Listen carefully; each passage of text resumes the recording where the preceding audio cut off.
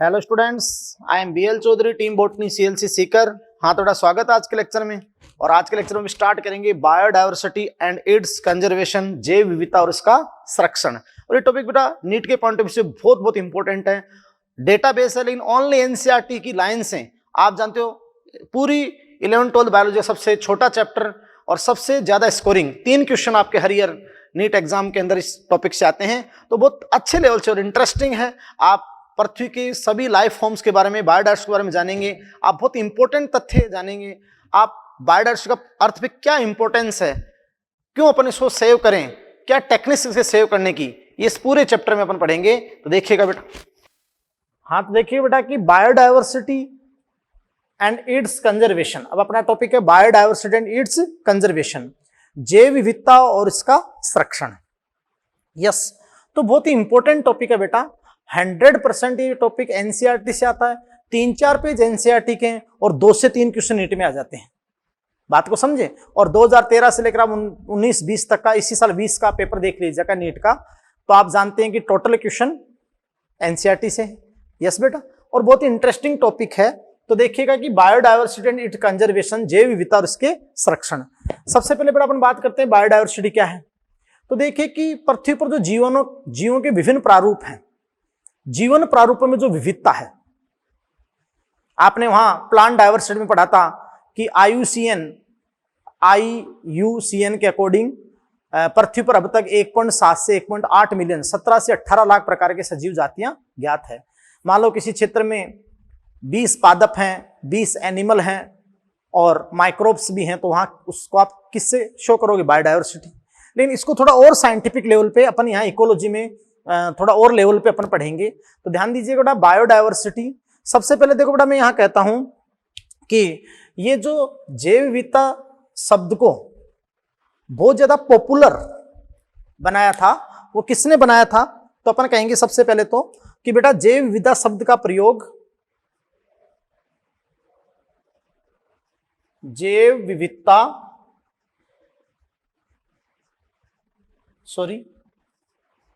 विविधता शब्द का प्रयोग सोशियोबायोलॉजिस्ट, है ना बेटा, यानी सोशियोबायोलॉजिस्ट है, सामाजिक और जीव वैज्ञानिक भी है। तो सोशियोबायोलॉजिस्ट एडवर्ड विल्सन। यस बेटा, तो जैव विविधता शब्द का प्रयोग सोशियोबायोलॉजिस्ट एडवर्ड विल्सन ने संगठन के समस्त स्तरों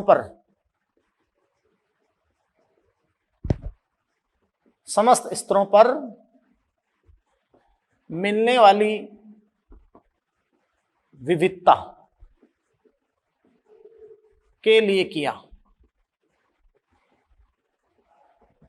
यस बेटा, देखो जी रोजेन ने ये बायोडायवर्सिटी शब्द को लेकर आए थे, जी रोजेन, है ना। लेकिन इसको पॉपुलरली जो यूज किया था, जैव विविधता शब्द का प्रयोग सोशियोबायोलॉजिस्ट एडवर्ड विल्सन ने संगठन के समस्त स्तरों पर मिलने वाली विविधता के लिए प्रयुक्त किया।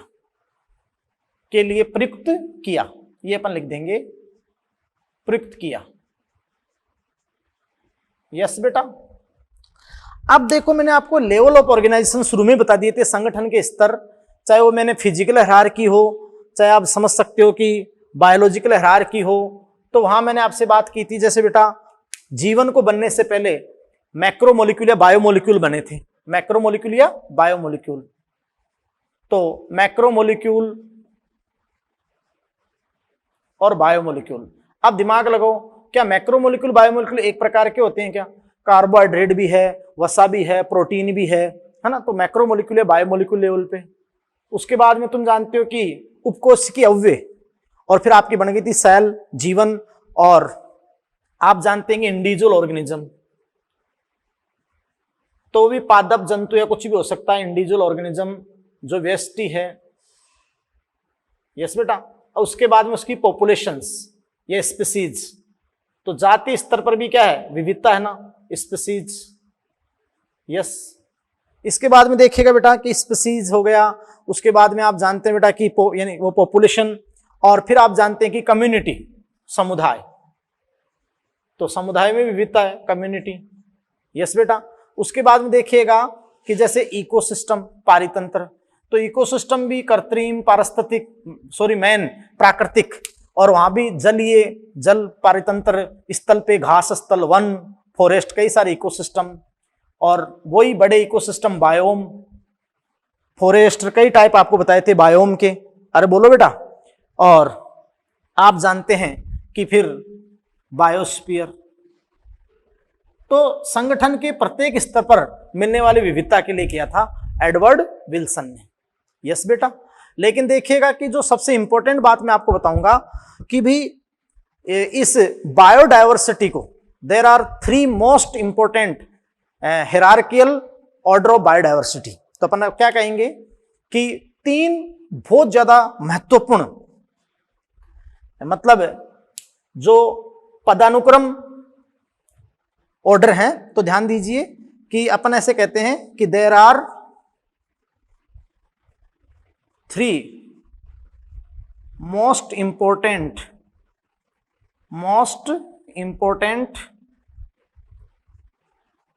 हिरार्कियल ऑर्डर ऑफ बायोडायवर्सिटी। यानी 3 लेवल, 3 स्तरों की अपन बात करेंगे। There are 3 most important hierarchical order of biodiversity. Yes बेटा। यानी जैव विविधता,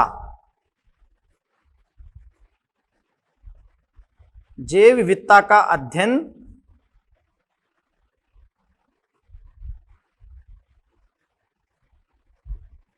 तीन मुख्य हायरार्कियल ऑर्डर, मतलब होता है ना पदानुक्रम, लेवल ऑफ ऑर्गेनाइजेशन होते हैं ना, 3 मुख्य संगठन के स्तरों पर किया जाता है। 3 मुख्य संगठन के स्तरों पर किया जाता है। यस बेटा।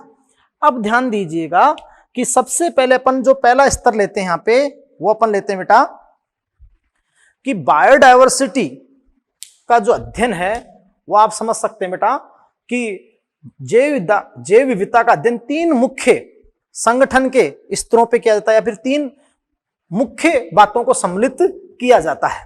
यस बेटा। अब देखिएगा कि भाई सबसे पहले अपन यहां बात करते हैं जेनेटिक डाइवर्सिटी। जेनेटिक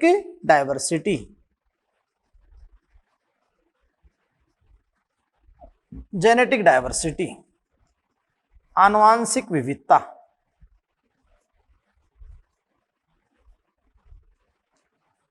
आनुवांशिक विविधता, जेनेटिक डाइवर्सिटी। यस बेटा। तो देखो बेटा, यहां जो जेनेटिक डाइवर्सिटी होती है वो एक ही स्पीसीज, एक ही जाति के सदस्यों में पाई जाती है। तो एक ही जाति के सदस्यों में आनुवांशिक स्तर पर मिलने वाली जो विविधता है वो क्या है? जेनेटिक डाइवर्सिटी, आनुवांशिक विविधता, है ना।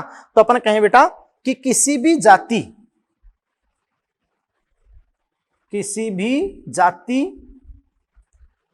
के सदस्यों के मध्य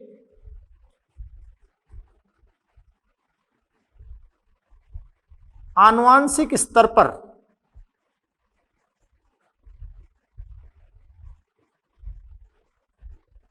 मिलने वाली विविधता,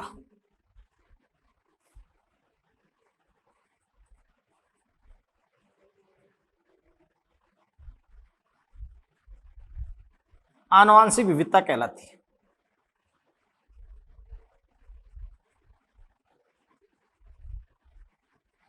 है ना। किसी भी जाति के सदस्यों के मध्य आनुवांशिक स्तर पर मिलने वाली विविधता कहलाती है जेनेटिक डाइवर्सिटी।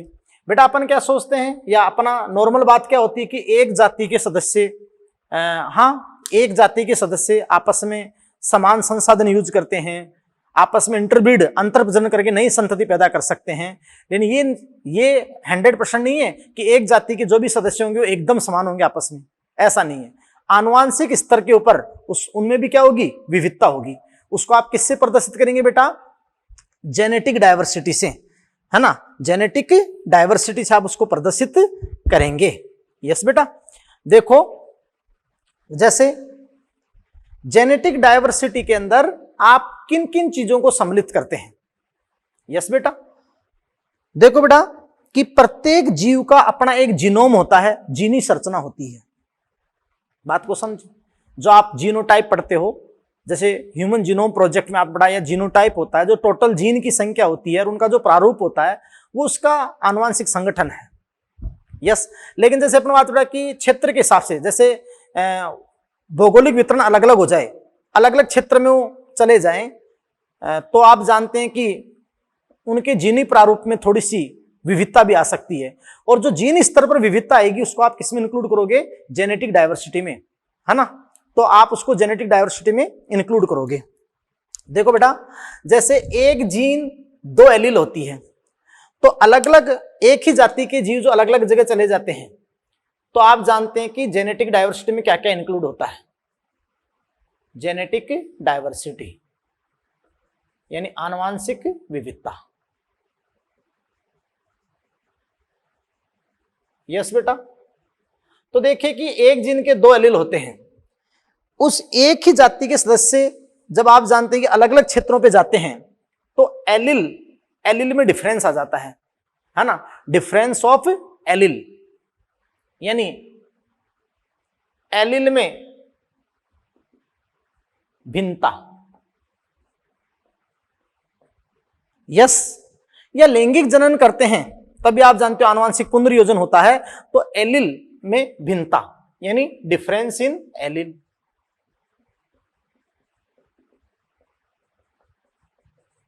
या जैसे अपन संकरण कराते हैं तो जाति एक ही होती है, लेकिन जब अपन संकरण कराते हैं, बात को समझ रहे हैं, तो आप जानते हो कि एलील की आवृत्ति में भिन्नता आती है ना।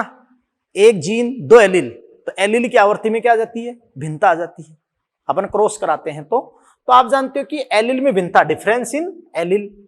या फिर आप जानते हो कि एंटायर जीन, पूरी जीन में, एंटायर जीन, संपूर्ण जीन में परिवर्तन हो जाए, या किसी कारणवश आप जानते हैं कि क्रोमोसोम संरचना, क्रोमोसोम स्ट्रक्चर में परिवर्तन आ जाए, क्रोमोसोम स्ट्रक्चर, गुणसूत्र संरचना।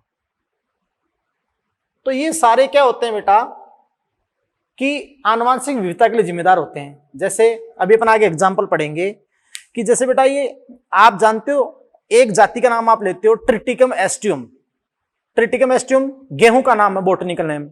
या जैसे आम का नाम लेते हो मेंजीफेरा इंडिका, लेकिन आम की तो कितनी सारी किस्में होती है, वैरायटी होती है। अब जाति तो एक ही, लेकिन वैरायटीज जो किस्में होती है वो किसके बेसिस पे होती है? एलील के बेसिस पे होती है, उनमें डिफरेंट एलील होते हैं। बात समझे? तो एलील में विभिन्नता आ जाए, संपूर्ण जीन में परिवर्तन हो, गुणसूत्र संरचना में आ जाए, तो वो आपकी क्या होती है बेटा? Genetic diversity. क्या होती है बताओ? Genetic diversity. तो ये तो एक स्पीसीज की जो वेराइटीज होती हैं, एक ही जाति की जो अलग अलग किस्में होती है, उसमें ये पाई जाती है क्या? जेनेटिक डायवर्सिटी, स्पीसीज लेवल पे। बात को समझ रहे हैं? तो इसे आप क्या कहते हैं? Genetic diversity. जैसे मैं यहां एग्जाम्पल की बात आपके सामने करता हूं, है ना बेटा, कि भारत में अपन कहते हैं बेटा कि भारत में लगभग, एग्जाम्पल में बात करता हूं मैं, कि भारत में लगभग आम की 1000 किस्में तथा धान जो चावल है, चावल की लगभग 50,000 किस्में पाई जाती है। यस बेटा। और यहां पर एक बहुत इंपॉर्टेंट एग्जांपल देंगे, जैसे अलग अलग क्षेत्रों में, तो हिमालय की अलग अलग ऊंचाई पे, अलग अलग एल्टीट्यूड पे एक आपका औषधि महत्व का पादप होता है, राउवोल्फिया वोमेटोरिया। तो हिमालय की भिन्न भिन्न ऊंचाई पे जो उसकी किस्में, जाति की जो किस्में, वैरायटी पाई जाती है, उसमें केमिकल होता है रेसरपिन। रेसरपिन की सांद्रता और उसकी जो तीव्रता है वो अलग अलग है। इसका मतलब अलग अलग एलील है जो उस कैरेक्टर के लिए, उस लक्षण के लिए जिम्मेदार है। बात को समझे? तो आप जानते हैं बेटा कि अगला एग्जाम्पल है जो बहुत इंपॉर्टेंट है, जैसे हिमालय की भिन्न भिन्न ऊंचाई पर मिलने वाले औषधीय पादप, है ना, राउवोल्फिया वोमेटोरिया। तो अपन क्या कहेंगे, हिमालय की भिन्न भिन्न ऊंचाई पर मिलने वाले पादप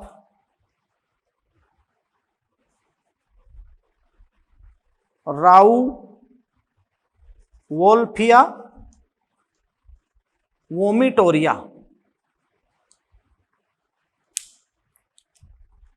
से मिलने वाले एल्केलॉइड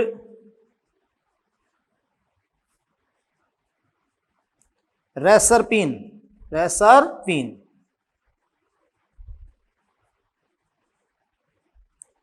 की सांद्रता व तीव्रता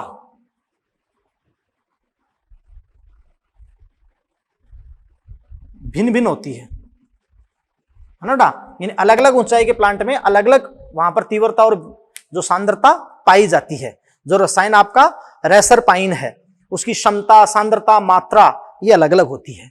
तो ये आपकी होती है जेनेटिक डाइवर्सिटी। क्या होती है बेटा, जेनेटिक डाइवर्सिटी।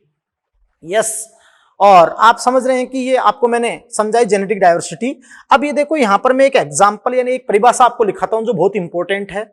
यस बेटा, तो वो परिभाषा क्या है, वो परिभाषा क्या है बेटा, इकोटाइप क्या होते हैं, इकोटाइप। अब ये एक ही जाति के सदस्य जो भिन्न भिन्न ऊंचाई पे हैं तो वो क्या हो जाएंगे बताओ, इकोटाइप। तो जाति तो एक है लेकिन थोड़ी सी आनुवांशिक विविधता है, तो फिर आप उसे क्या कहेंगे, इकोटाइप, है ना। तो आप जानते हैं कि यहां मैं आपको एक परिभाषा दूंगा बहुत ही इंपॉर्टेंट, इकोटाइप। फिर ये सारी जैसे राउवोल्फिया वोमेटोरिया की वो, तो अपन कहेंगे कि ये एक ही जाति के सदस्यों के समूह होते हैं। यस बेटा, एक ही जाति के सदस्यों के समूह होते हैं, एक ही जाति के सदस्यों के समूह होते हैं। यस, लेकिन थोड़ी बहुत जेनेटिक डाइवर्सिटी आई, आनुवांशिक विविधता या आकार की, है ना, परंतु इनमें आकार की व आनुवांशिक विभिन्नता होती है, परंतु इनमें आकार की, क्योंकि अलग अलग जलवायु में चले गए, आकार की व आनुवांशिक, क्योंकि एलील क्या होती है, विभिन्नता, आनुवांशिक विविधता पाई जाती है और यह स्थायी विभिन्नता होती है, स्थायी विभिन्नता। यस बेटा, तो ये आप ये क्या कहलाएंगे, इकोटाइप, इकोटाइप। जैसे ह्यूमन रेसेस, मानव की प्रजाति नहीं होती है क्या, जैसे मानव के अंदर एशियन अलग है, अफ्रीकन, यूरोपियन, है ना, ह्यूमन रेसेस, जो मनुष्य में प्रजातियां आपने पढ़ी होगी इवोल्यूशन में, ह्यूमन रेसेस। तो जैसे आप जानते हैं कि एशियन, अफ्रीकन, यूरोपियन, बोलो, तो ये आप जानते हो बेटा कि इकोटाइप होते हैं। क्या होते हैं, इकोटाइप। और वैसे आप जानते हो कि वो मैंने जो आपको राउवोल्फिया वोमेटोरिया पर दिया, तो एक ही स्पीसीज के भिन्न भिन्न सदस्यों के बीच या जो जाति के सदस्यों के मध्य आनुवांशिक स्तर पर मिलने वाली विविधता, और वो इन चीजों के बेसिस पे हो सकती है, तो वो आपकी होती है जेनेटिक डाइवर्सिटी। एक लेवल हो गया आपका, एक सबसे बेसिक लेवल हो गया इस बायोडाइवर्सिटी का। यस बेटा, अब देखिएगा जो दूसरा लेवल आपका होगा उसमें अपन क्या लेंगे, स्पीसीज डाइवर्सिटी। क्या लेंगे बताओ, स्पीसीज डाइवर्सिटी, जातीय विविधता, है ना, बात को समझ रहे हैं। तो उसके अंदर अपन लेंगे बेटा स्पीसीज डाइवर्सिटी।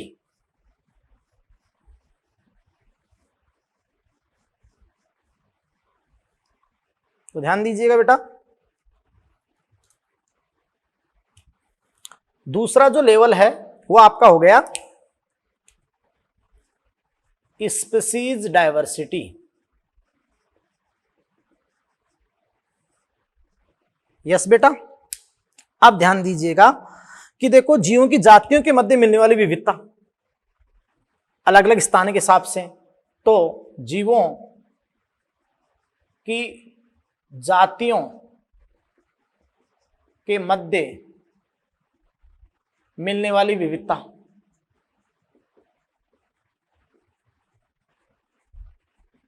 यस बेटा, तो ये आपकी क्या होती है, स्पीसीज डाइवर्सिटी, है ना। जैसे आप जानते हो कि भारत में जो वेस्टर्न घाट है, वेस्टर्न घाट पर एम्फीबियन स्पीसीज, ये जो उभयचर जातियां हैं,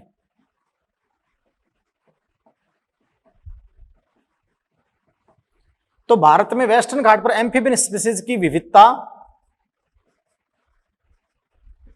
ईस्टर्न घाट की तुलना में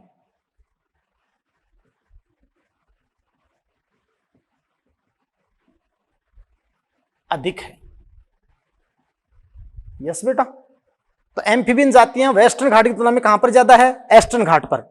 जैसे बेटा मैं आपको बता दूं, आपने अगर भारत का नक्शा देखा है तो भारत के नक्शे में आप समझ सकते हैं कि जैसे ये रीजन आपका है अरेबियन सी, अरब सागर वाला क्षेत्र, तो ये जो अरब सागर वाला क्षेत्र है ना, अरब सागर, ये आपका है वेस्टर्न घाट, वेस्टर्न घाट।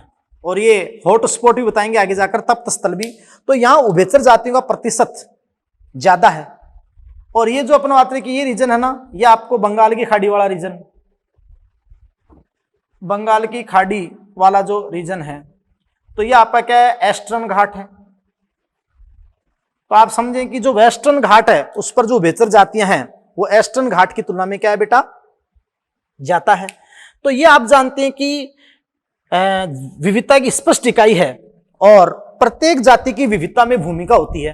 तो ये आपकी होगी स्पीसीज डाइवर्सिटी। क्या होगी बताओ, स्पीसीज डाइवर्सिटी।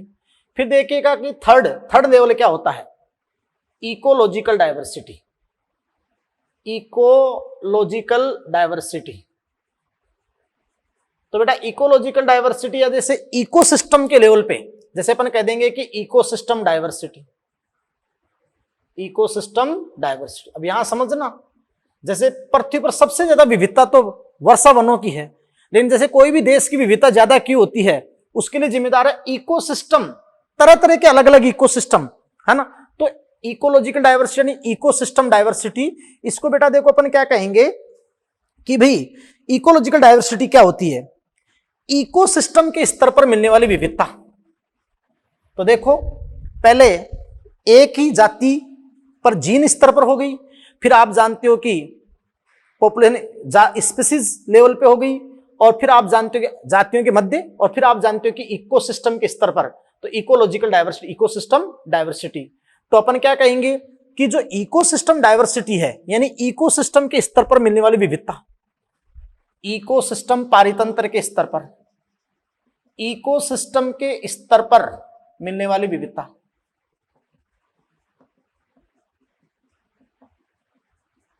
अब बेटा देखो ध्यान दो कि कोई भी देश होता है उसमें एक तरह का इकोसिस्टम होता नहीं है। अपने भारत के अंदर केरला, महाराष्ट्र में उष्णकटिबंधीय वर्षावन भी है, वहां की विविधता उच्च है। लेकिन पूरे भारत की विविधता उच्च क्योंकि यहां तरह तरह के इकोसिस्टम है ना।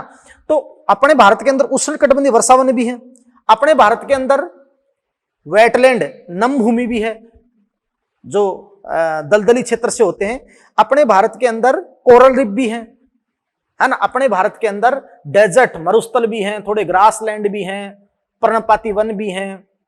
तो आप जानते हैं कि तरह तरह के इकोसिस्टम, तो इकोसिस्टम के स्तर पर मिलने वाली विविधता क्या कहलाती है, इकोलॉजिकल डाइवर्सिटी। अरे बोलो, बात को समझ रहे हैं।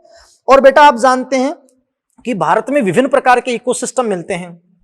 भारत में जैसे अपन एग्जांपल दें कि भारत में विभिन्न प्रकार के इकोसिस्टम मिलते हैं।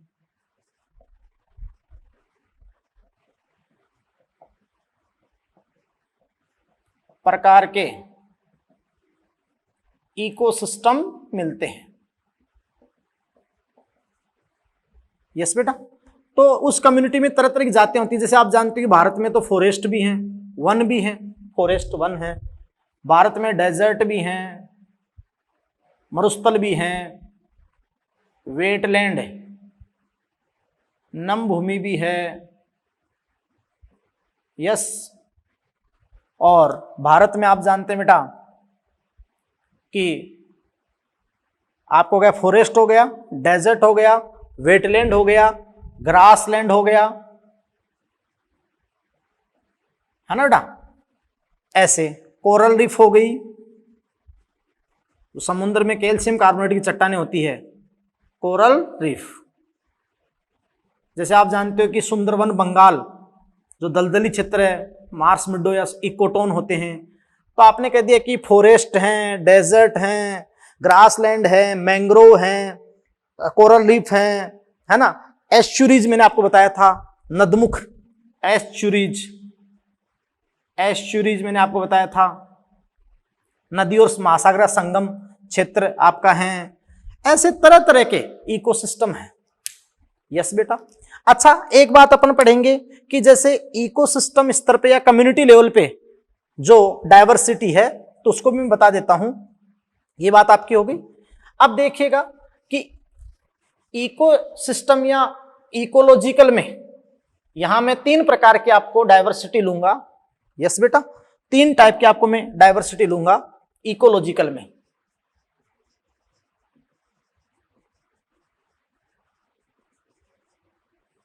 तभी तो अपन कहेंगे भी भारत है ना 12 महाविविध देशों में से एक है। तो ध्यान दीजिए, इकोलॉजिकल डायवर्सिटी अपने एक अलग पैमाना पढ़ रहे हैं, इकोलॉजिकल डायवर्सिटी। तो मान लो कि इकोलॉजिकल डायवर्सिटी में 3 चीज यहां लेते हैं। एक ही कम्युनिटी, एक समुदाय में, with in a community, with in a community, एक ही समुदाय के अंदर, एक ही समुदाय के अंदर की विविधता, जो तरह तरह के पादप और जंतु हैं, तो एक ही समुदाय के अंदर की विविधता यानी विथ इन ए कम्युनिटी, तो वो तो आपकी होती बेटा एल्फा विविधता। उसको आप क्या कहते हैं, एल्फा डायवर्सिटी, एल्फा विविधता। ये लो एल्फा। फिर यहां देखो, इस क्षेत्र में मान लो कि बड़ा क्षेत्र है, तो ये कोई मान लो कि कोई वन है, और फिर यहां कुछ जलीय पारतंत्र या फिर घास का स्थल है, यस। तो ये हो गया। अब जैसे ये दो कम्युनिटी, ये तो ये कम्युनिटी, ये समुदाय, कम्युनिटी ए, तो एक ही कम्युनिटी के अंदर की विथ इन ए कम्युनिटी तो एल्फा हो गई, एल्फा विविधता। और बिटवीन 2 कम्युनिटी, इस और इस कम्युनिटी में, तो बिटवीन 2 कम्युनिटी, 2 समुदाय के मध्य, तो 2 समुदाय के मध्य क्या होगी बेटा, 2 समुदाय के मध्य आपकी हो गई क्या, बीटा, बीटा डायवर्सिटी, यस। अब सुनो, बहुत बड़ा क्षेत्र, तो वहां और भी आप जानते हैं कि और भी टाइप के आपके इकोसिस्टम हो सकते हैं, या फिर पारितंत्र, वो कम्युनिटी हो सकती है। तो पूरे एरिया की जो है सभी कम्युनिटीज के मध्य, वो आपकी क्या हो गई, गामा डायवर्सिटी, गामा। ओवरऑल पूरी बात को समझ रहे हैं, क्लियर है बेटा। तो खैर ऐसे कुछ क्वेश्चंस आपके आएंगे, इसको मैं थोड़ा और अच्छे लेवल पे आगे करवा दूंगा कि देखो ये बायोडायवर्सिटी, जैव विविधता, बायोडायवर्सिटी और बायोडायवर्सिटी जैव विविधता,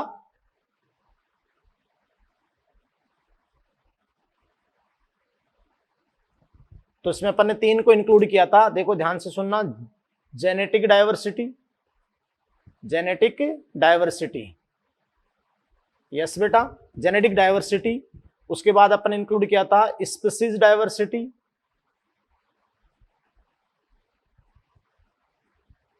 और फिर आप जानते हैं कि इकोसिस्टम डायवर्सिटी या इकोलॉजिकल डायवर्सिटी,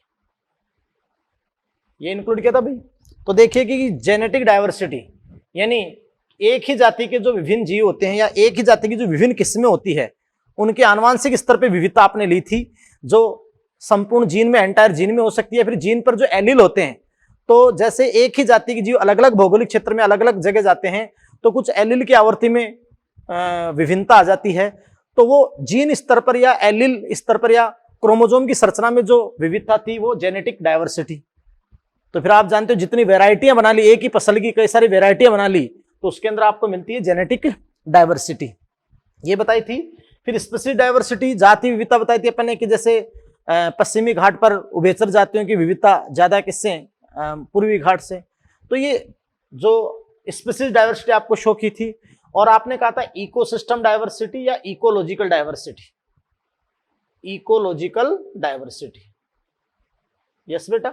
तो ध्यान से सुनना कि जो इकोसिस्टम या इकोलॉजिकल डाइवर्सिटी आपको मैंने वहां पर बताई थी, बहुत ही इंपॉर्टेंट बेटा। तो ये जो वेराइटी ऑफ इकोसिस्टम है, यानी तरह तरह के इकोसिस्टम, जल पारितंत्र हो सकता है, स्थल में घास वन, घास स्थल हो सकता है, वन हो सकता है, ऐसे ही मरुस्थल हो सकता है। तो ये जो वेराइटी ऑफ इकोसिस्टम है, इकोसिस्टम के तरह तरह के प्रकार हैं, वो क्या इंडिकेट करते हैं, वो किस किस में डाइवर्सिटी इंडिकेट करते हैं। जैसे नंबर ऑफ निक्के, अलग अलग निक्के की संख्या, फूड वेब, खाद्य जाल अलग अलग जटिल होंगे कि नहीं होंगे, और अलग अलग प्रकार का एनर्जी फ्लो का विभिन्न प्रारूप, यस। तो ये सब आप जानते हो बेटा कि आपका इकोसिस्टम डाइवर्सिटी होता है, और न्यूट्रिएंट साइक्लिंग, यस बेटा। तो ये जानते हो कि आप, अब अपन ने कहा था कि भाई भारत के अंदर इकोसिस्टम डाइवर्सिटी हाई है, इकोलॉजिकल डाइवर्सिटी हाई है, भारत में भी उच्च है, क्योंकि भारत भी उच्च विविधता वाला देश है। तो ध्यान दो कि भारत में तरह तरह के इकोसिस्टम है। भारत में, इंडिया के अंदर जो इकोसिस्टम है, मैं आपको बता दूं तो इंडिया के अंदर जैसे अपन केरल महाराष्ट्र में जाएं तो आप जानते हैं कि tropical rain forest, tropical rain forest यानी उष्ण कटिबंधीय वर्षावन भी है, यस, वर्षावन। भारत के अंदर अपना आता है कि घास स्थल, ग्रासलैंड भी हैं, यस बेटा। और भारत में जैसे मैं आपको बताऊं डेजर्ट, मरुस्थल भी हैं, है ना। भारत में वेटलैंड होती है, नम भूमि, नम भूमि वेटलैंड होते हैं, यस बेटा, ये भी हैं फिल्टर करने वाले। और भारत में अपन बात करें कि जो मैंग्रोव है, मैंग्रोव वेजिटेशन, सुंदरवन बंगाल में मैंग्रोव वेजिटेशन भी है, जो न्यूमेटोफोर जड़ वाले होते हैं ना मैंग्रोव। और भारत में आप जानते हो कि एस्चुरीज भी हैं, है ना, एस्चुरीज जो नदमुख बताए थे अपन ने, यस बेटा। और भारत में अपन बात करें कि जैसे ऊंचाई पे पर्वतीय घास स्थल, तो उनका आप बोलोगे एल्पाइन मिड्डो, एल्पाइन मिड्डो। तो ये आपके हो जाएंगे पर्वतीय घास स्थल, या ऊंचाई के हिसाब से कोनिफर वन या पर्णपाती, ऐसे अपन बात करें कि तरह तरह के इकोसिस्टम है, यस। तो भारत की इकोलॉजिकल डाइवर्सिटी है, इकोसिस्टम में डाइवर्सिटी है बेटा, ये बात को समझ रहे हैं। तो वैसे अपन पृथ्वी पर सबसे ज्यादा विविधता जो पढ़ते हैं वो वर्षावन में पढ़ते हैं, ये वर्षावन नहीं, भारत में ये इकोसिस्टम के लेवल की विविधता है, बात को समझे। ये बात आपकी तरह तरह के इकोसिस्टम वहां मिलते हैं। तो ये सारा बताया था फिर मैंने। फिर देखो मैंने बेटा वहां पर इकोसिस्टम या कम्युनिटी स्तर पर, पारितंत्र या जो समुदाय स्तर पर जो विविधता होती है, उसको अपन ने वहां 3 पार्ट में बांटा था। जैसे बेटा अपन बात करें कि अल्फा विविधता क्या होती है, बीटा क्या होती है और गामा क्या होती है, वो मैंने आपको बताया भी था, यस बेटा। तो देखिए जैसे मान लो कि एक रीजन, एक पूरा रीजन लेते हैं अपन, मान लो अपन भूमध्य रेखा से ध्रुव की तरफ का एक पूरा रीजन ले लिया, तो आप जानते हैं कि पूरा आप रीजनल या एक पूरा बड़ा क्षेत्र आप ले लेते हैं।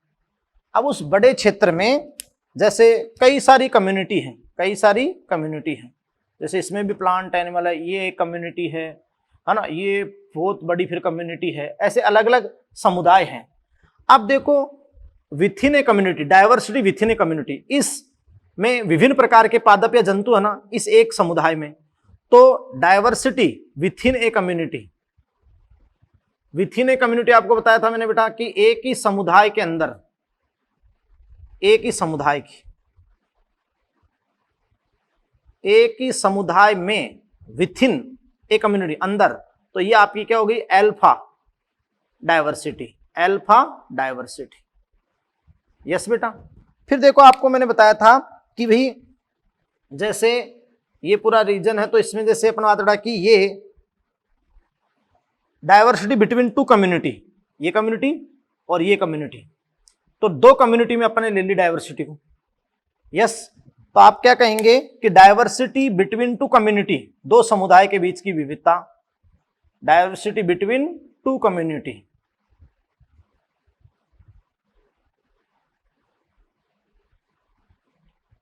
तो दो समुदाय के बीच आपकी क्या हो जाएगी, वो आपकी हो जाएगी बेटा क्या, बीटा, ये बीटा हो जाएगी।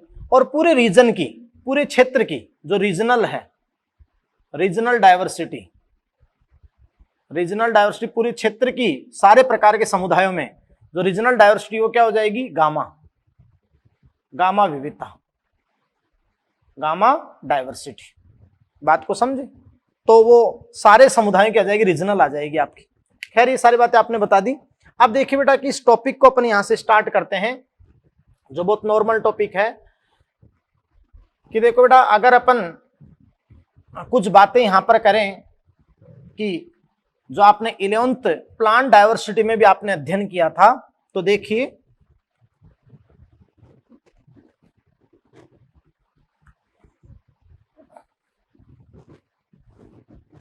सारे क्वेश्चन आपके हो जाएंगे।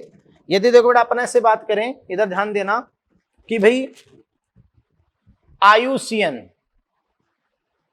तो IUCN एक बहुत बड़ी संस्था है संरक्षण की, पृथ्वी के ऊपर सबसे बड़ी संस्था है। आप जानते हो कि मैं IUCN यानी इसकी जो फुल फॉर्म होती है वो होती है इंटरनेशनल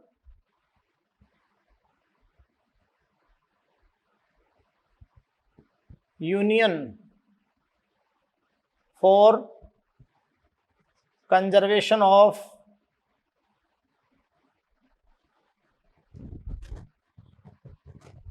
ये मैं हटा दूंगा, इंटरनेशनल यूनियन फॉर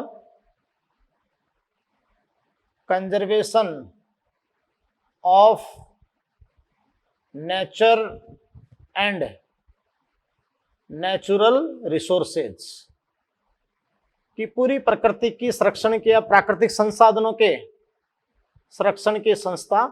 तो देखिए बेटा IUCN international union for conservation of nature and natural resources, yes के अनुसार अब अपन कुछ डेटा पढ़ते हैं। यस बेटा, कि आप जानते हो बेटा कि के अनुसार इस पृथ्वी पर अब तक, अपन कहेंगे बेटा कि इस पृथ्वी पर अब तक 1.5 मिलियन यानी 15 लाख, 1.5 मिलियन से अधिक, तो आपने वहां डेटा पढ़ा था ना 1.7 से 1.8 मिलियन। यस, अपन बात रहे इस पृथ्वी पर अब तक 1.5 मिलियन से अधिक, 1.7 से 1.8 मिलियन प्रकार के सजीव या सजीव जातियां ज्ञात हो चुके हैं, है ना बेटा। ज्ञात हो चुका मतलब क्या हो गया कि उनकी खोज भी हो गई, डिस्कवर्ड एंड डेस्क्राइब्ड, और उनका वर्णन भी हो गया, मतलब उनका नामकरण और वर्गीकरण भी हो चुका है, डिस्कवर्ड एंड डेस्क्राइब्ड। यस बेटा, ये 17 से 18 लाख प्रकार के सजीव तो ज्ञात भी हो चुके हैं, उनका नामकरण भी हो चुका है, और आप जानते बेटा कि उनका वर्गीकरण भी हो चुका है, पूरी डिस्कवरी और डिस्क्रिप्शन यानी वर्णन हो चुका है। लेकिन बेटा क्या कह रहे हैं, देखो वैज्ञानिकों के अनुसार, वैज्ञानिकों के अनुसार या उनके अनुमान के अनुसार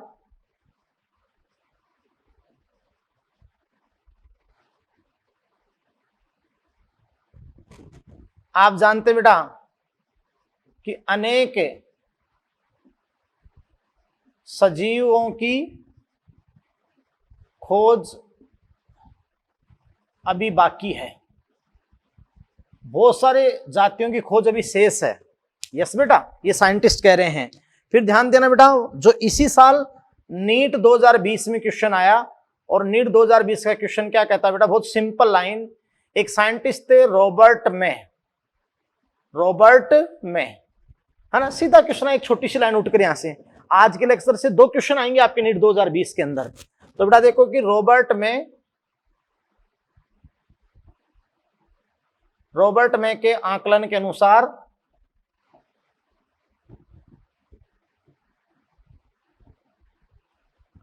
पृथ्वी पर,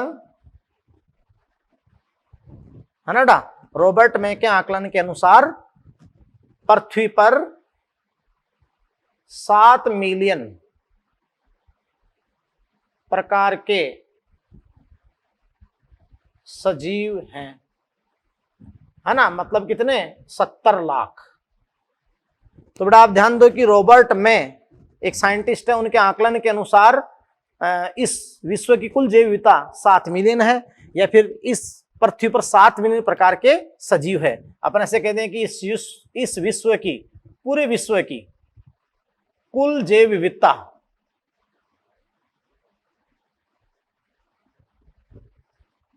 7 मिलियन है।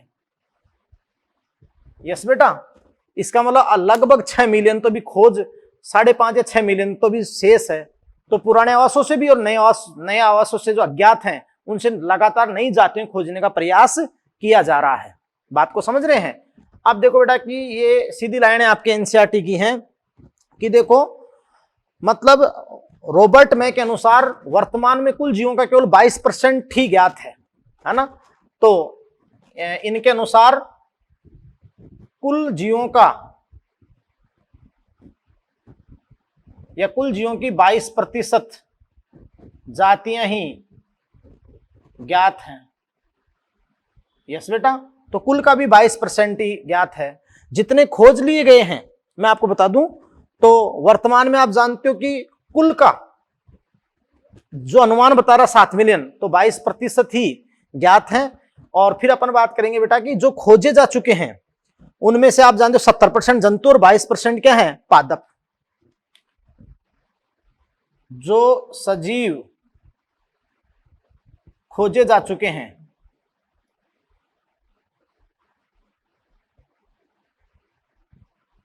उनमें से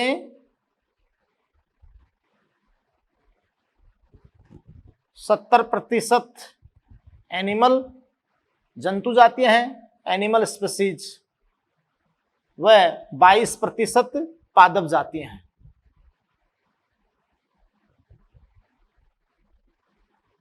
और जैसे 8% सूक्ष्म जीव माइक्रोबरी हैं, लेकिन उनको इंक्लूड नहीं करते हैं, सम्मिलित नहीं करते हैं। बात को समझ रहे हैं आप? तो ये सारी बातें आपकी हैं। और फिर देखो बेटा कि भाई जो सभी सजीवों में, या फिर अपन कहेंगे जंतुओं में, आप जानते हैं कि सबसे ज्यादा प्रकार के कौन हैं, कीट। यस, तो जंतुओं में सर्वाधिक विविधता वाला ग्रुप कौन सा बताओ, कीट हैं। आप कहोगे कि जंतुओं में सर्वाधिक प्रकार के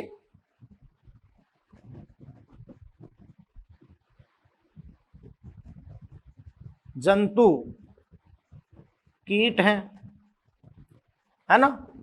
70% इंसेक्ट है टोटल एनिमल का। ये एनिमल का है बेटा। तो अपन कहेंगे कि भी प्रत्येक 10 जंतुओं में से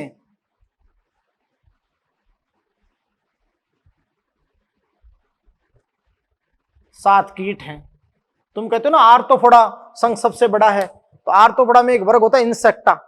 पूरा आर्थ्रोपोडा तो पूरे एनिमल का 80% पूरा करता है, लेकिन इंसेक्टा जो वर्ग होता है वो 70%।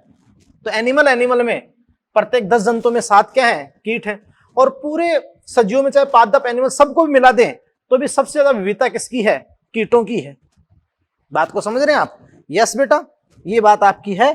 और देखो पादपों में, अब पादपों में जो अपन फंजाई को भी इंक्लूड करते हैं, फंजाई, एल्गी, ब्रायोटेरिडो, जिम्नो, एंजियो। तो पादपों में अगर सभी पादपों की बात करें, उच्च पादपों की बात नहीं करें, तो पादपों में सबसे बड़ा समूह फंजाई है। फंजाई यानी कवक, है ना। और जैसे बेटा ये जो एनिमल में तुम नॉन कोडेट पढ़ते हो, नॉन कोडेट ही ज्यादा है, इंसेक्टरी है। लेकिन अगर कोडेट की बात करें, उसमें वर्टिब्रेट कशेरुकियों की बात करें, तो ये जो फंजाई है ना, सारे कशेरुकियों को जोड़ दे उनसे भी आपका ज्यादा है। बात को समझे? तो मतलब फंजाई की कुल विविधता, फंजाई की कुल विविधता। मैं आपको बताऊं बेटा, सभी कशेरुकी जीवों, तो आप समझ सकते हैं कि ये पादप जातियों में, पादपों में आप किस किस को इंक्लूड करोगे? फंजाई को भी इंक्लूड करोगे, एल्गी को भी इंक्लूड करोगे, ब्रायो, टेरिडो और जिम्नो स्पर्म और एंजियो, ये सारे पादप में आते हैं। सही। तो पादपों में सबसे बड़ा समूह कौन है? फंजाई है। फंजाई की कुल विविधता, क्योंकि बेटा 5 जगत के अकॉर्डिंग ही तो फंजाई को अलग किया गया था ना। पहले जो पारंपरिक वर्गीकरण थे वहां तो फंजाई प्लांट के साथ ही था, लेकिन 5 जगत में एक अलग समूह बना दिया। तो जब तक कुछ कहा नहीं जाए तो पादपों में सबसे ज्यादा विविधता किसकी? फंजाई की। लेकिन अगर उच्च पादप नाम लिया जाए, हायर प्लांट, तो फिर किसकी? एंजियोस्पर्म की। ये बताएंगे अपन। तो देखो, पादपों में सबसे बड़ा समूह फंजाई, और फंजाई कुल विविधता जो कशेरुकी जीव होते हैं ना, वर्टिब्रेट्स, कशेरुकी, तो कशेरुकी आपके कौन होते हैं? फिशीज, एम्फीबिया, रेप्टिलिया, रेप्टाइल्स जो होते हैं, एवीज होते हैं, मैमल्स होते हैं। क्योंकि एनिमल में ज्यादा कौन है? नॉन कोडेट है, इनवर्टिब्रेट है। तो पादपों में सबसे बड़ा समूह फंजाई, और फंजाई की कुल विविधता सभी कशेरुकी जीव, Pisces, amphibia, reptilia, aves, Mammalia से भी अधिक है। यस बेटा, ये सारी बात आपके सामने आ गई।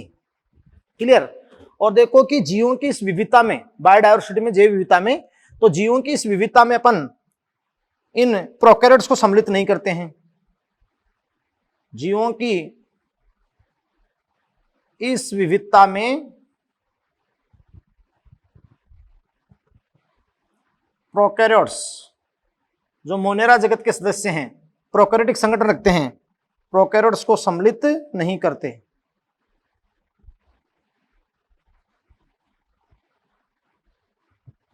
यस बेटा, तो प्रोकैरियोट्स को आप सम्मिलित नहीं करते हैं। भाई क्यों नहीं करते आप प्रोकैरियोट्स को?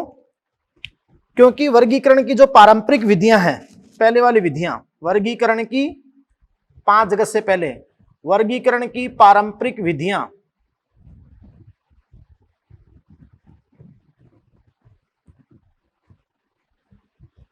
प्रोकैरियोट्स के लिए उपयुक्त नहीं है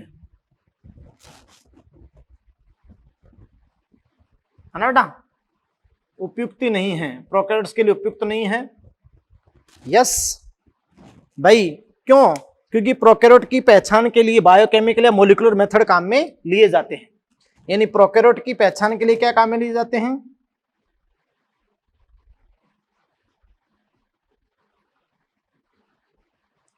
प्रोकैरियोट की पहचान के लिए बायोकेमिकल, जैव रासायनिक, बायोकेमिकल या मोलिकुलर, आणविक विधियां, मोलिकुलर मेथड काम में लिए जाते हैं। यस बेटा, तो ये बातें थी, इसलिए अपन इनको इंक्लूड नहीं करते हैं। किनको? प्रोकैरियोट्स को। और कुछ प्रोकैरियोट हैं जैसे माइकोप्लाज्मा, उनका संवर्धन भी बहुत मुश्किल से पॉसिबल है। कुछ प्रोकैरियोट्स हैं जैसे माइकोप्लाज्मा, उनका संवर्धन भी प्रकृति में संभव कमी है। यस बेटा, इसलिए आप जानते हो कि इनको अपन नहीं काउंट करते हैं। बात को समझ रहे हैं आप? अब देखिएगा बेटा, बहुत इंपॉर्टेंट बात बताता हूं। एक आपके देखें पाई चार्ट, तो पाई चार्ट से क्वेश्चन आ जाता है। तो मैं आपको बताऊंगा कि पाई चार्ट क्या है। मतलब इन्हीं चीजों को दर्शाने के लिए जो मैंने लाइनें लिखी उनको पाई चार्ट दे देते हैं, जैव विविधता के pie chart. Yes, pie chart के बाद अपन बात करेंगे कि पृथ्वी की कुल विविधता तो मैंने बता दी।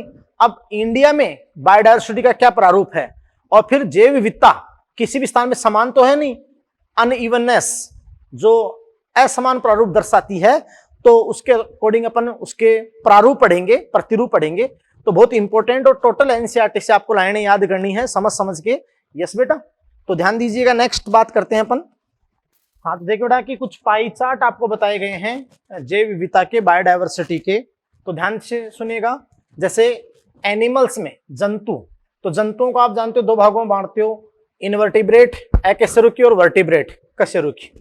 भाई आप जो 12 संघ पढ़ते हो, फाइलम पढ़ते हो, तो जो नॉन कोडेटा है, सारे नॉन कोडेटा, जैसे अपन बात उठा कि Porifera, Coelenterata, Platyhelminthes, Aschelminthes, Annelida, Mollusca, Echinodermata, जो भी कोडेटा से पहले पहले वो सारे आप जानते हो। और कोडेटा में भी जो तुम प्रोटोकोडेटा वो पढ़ते हो, हेमिकोडेटा उसके बारे में, तो आप समझ रहे हैं कि उससे पहले, कोडेटा से पहले भी, तो वो सारे आपके होते हैं अकशेरुकी। आप अच्छे से जानते हो जूलॉजी में अकशेरुकी, इनवर्टिब्रेट्स, और जिसमें कशेरुक दंड होता है वहां से आप क्या जाते हैं कशेरुकी।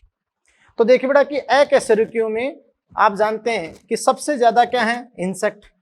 वैसे टोटल क्या है बट सबसे ज्यादा कौन है बेटा, इंसेक्ट।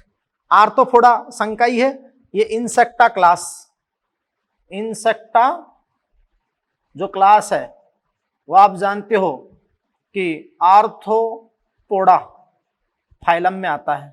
तो सबसे बड़ा फाइलम कौन सा होता है, आर्थ्रोपोडा। लेकिन आर्थ्रोपोडा में कीटों के अलावा और भी आते हैं, बात को समझ रहे हैं। तो इन अकशेरुकियों में सबसे ज्यादा, या सारे एनिमल में सबसे ज्यादा कौन है, इंसेक्ट, कीट।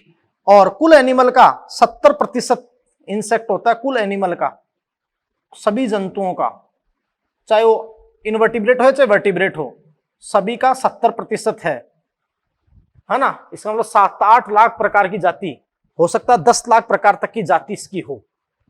यस। अब यहां पर आप देखिएगा कि उसके बाद आपको दूसरे नंबर पे दिया गया अन्य प्राणी समूह। तो अन्य प्राणी समूह में आप समझ सकते हो कि जैसे इकाइनोडर्मेटा है, या एनेलिडा, गोलकर्मी एनेलिडा है, आपके जो एस्केल्मिन्थीज हैं, या चपटे कर्मी जो आपके प्लेटिहेल्मिन्थीज हैं। तो जो कर्मी, इकाइनोडर्मेटा, स्टारफिशोला कर्मी, ये सारा अन्य प्राणी समूह तो दूसरे नंबर पे आ गया। और तीसरे पे दूसरा सबसे जो बड़ा संघ होता है मोलास्का। आर्थ्रोपोडा संघ के बाद में कौन होता है, मोलास्का। तो मोलास्क आ गए। यस बेटा, तो मोलास्क आपके आ गए। ये वैसे संघ में तो दूसरा बड़ा है, लेकिन इस अन्य प्राणी समूह में बहुत सारे संघ आ गए ना, इसलिए तो मोलास्क हो गया। और फिर देखो आप जानते हो आर्थ्रोपोडा के अंदर इन कीटों के अलावा क्रस्टेशिया आता है, क्रस्टेशियंस। जो क्रस्टेशियन होते हैं वो आर्थ्रोपोडा में सम्मिलित होते हैं, लेकिन वो कीट नहीं होते हैं। तो ये क्रस्टेशियन और इंसेक्ट मिलकर क्या बनाते हैं, आर्थ्रोपोडा, सबसे बड़ा संघ। तो फिर आप जानते हैं कि संघ में देखें दूसरा मोलास्का, लेकिन ये अन्य प्राणी समूह में बहुत सारे संघ हैं, जैसे इकाइनोडर्मेटा भी हैं, चपटे कर्मी, गोलकर्मी, बहुत सारे आपके जो है अन्य प्राणी समूह में आ गए। तो पहले नंबर पे, दूसरे पे, तीसरे पे, चौथे पे। ये तो आपने किसका दे दिया, इनवर्टिब्रेट्स का पाई चार्ट। यस बेटा। अब देखो वर्टिब्रेट्स, वर्टिब्रेट्स में कौन कौन आते हैं, फिशीज है, एम्फीबिया है, रेप्टाइल हैं, और एवीज हैं, मैमल्स हैं। आप जानते हैं सारे किसमें आते हैं, मछलियां, उभयचर, सरीसृप, स्तनधारी, पक्षी, ये सब आते हैं वर्टिब्रेट्स में। तो वर्टिब्रेट्स में जैसे सबसे ज्यादा कौन है, फिशीज, जो मछलियां हैं, फिशीज एक नंबर पे, फिशीज। उसके बाद आप जानते हो कि बर्ड्स, एवीज होते हैं, बर्ड्स है ना। फिर आप जानते हो कि रेप्टाइल्स होते हैं, सरीसृप होते हैं, एम्फीबियन और मैमल्स। अब यहाँ कंफ्यूज मत हो जाना, कई लोग क्या समझ सकते हैं कि मैं आगे जाकर बताऊंगा कि सबसे ज्यादा जो संकटग्रस्त जातियां हैं एम्फीबियन की, जो विलुप्ति के कगार पे है। हाँ, संकटग्रस्त में सबसे ज्यादा परसेंट एम्फीबियन का वो विलुप्ति के कगार पे है। लेकिन वैसे एम्फीबियन आप जानते हैं कि मैमल और ये लगभग बराबर से ही है, लेकिन थोड़ा बहुत एम्फीबियन जातियां ज्यादा हैं। यस बेटा। तो ये आप जानते हैं कि फिशीज सबसे ज्यादा, फिर आप जानते हैं बर्ड्स हैं, रेप्टाइल्स हैं, और एम्फीबियन और मैमल्स हैं। तो ये आपकी सारी बात आ गई किसकी, कशेरुकियों की, जिनमें कशेरुक दंड होता है, उनका पाई चार्ट आ गया आपके सामने। अब देखो प्लांट्स, पादपों में, तो पादपों में सर्वाधिक कौन, फंजाई, सभी निम्न पादपों से, पर सभी में अपन बात करें तो। और वैसे उच्च पादपों में मैक्सिमम, उच्च पादपों में, हायर प्लांट में सबसे ज्यादा विविधता कौन दर्शाता है, एंजियोस्पर्म। कौन दर्शाता बेटा, एंजियोस्पर्म। अगर higher plant teredo, gymno, angio में सबसे ज्यादा विविधता कौन दर्शाता है, आवर्त बीजी, है ना, एंजियोस्पर्म। यस, ये आपके हो गए फंजाई। क्लियर। अब आप जानते हो कि ओवरऑल पूछ ले तो फंजाई, और उच्च पादपों में पूछे तो फर्स्ट नंबर पर कौन, एंजियोस्पर्म, आवर्त बीजी। इसके अलावा तुम जानते हो ये मोसेज ब्रायोफाइटा का दे दिया, जो विकसित समूह होता ब्रायो का, मोसेज। फर्न टेरिडोफाइटा का दे दिया। ये एलिज एलिल एलिल्स आपका जिम्नोस्पर्म अनावर्तबीजी, और ये एंजियोस्पर्म। तो ये आप किसका चार्ट होगा बेटा? पादपों का, प्लांट्स का होगा पाई चार्ट। अब आपने एक बात कही थी ना कि फंजाई, देखो क्योंकि ज्यादातर आपके जो एनिमल होते हैं, एनिमल पूरे अगर ओवरऑल देखा जाए तो पादपों से ज्यादा एनिमल हैं, ये पक्का है ना। लेकिन वो जो आपको लाइन दे रही है उससे कंफ्यूज मत होना कि ज्यादातर एनिमल कौन है? इनवर्टिब्रेट्स हैं। वर्टिब्रेट जो है, तो पूरे जितने वर्टिब्रेट हैं, इन सारे वर्टिब्रेट से ज्यादा विविधता तो किसकी है? फंजाई की है। फंजाई की कई बुक में 72,000, लेकिन वैसे अपन कहते हैं कि 1 लाख जातियां पाई जाती है। 1 लाख से अधिक की जातियां होती है किसकी? फंजाई की। अब फंजाई की 1 लाख जातियां हैं, तो आप जोड़ लें, यहां 28,000 और ये लगभग 38,000 हो गए। 38,000 और अपन बात करें कि ये सारा इनको आप जोड़ोगे तो भी आप जानते हो कि लगभग 60,000 के लगभग आएगा, 60,000 के लगभग, लेकिन 72 के पास भी नहीं आएगा। नहीं, 1 लाख जातियां फंजाई की है।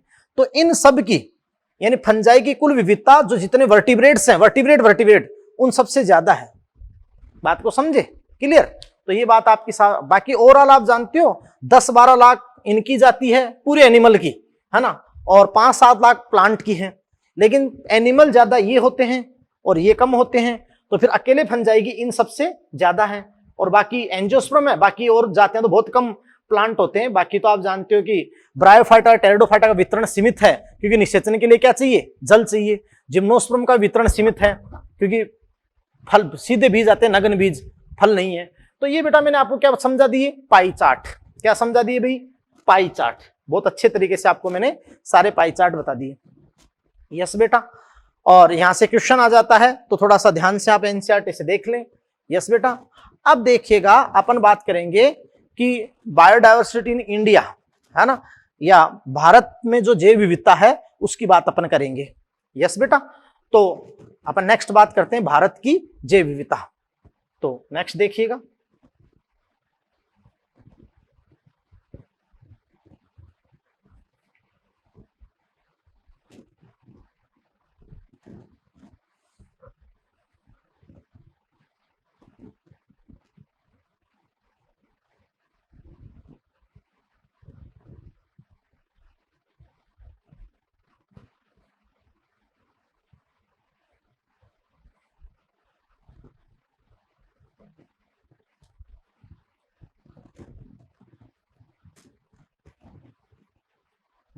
अब देखिएगा बेटा, अपना जो कुछ इंफॉर्मेशन और है biodiversity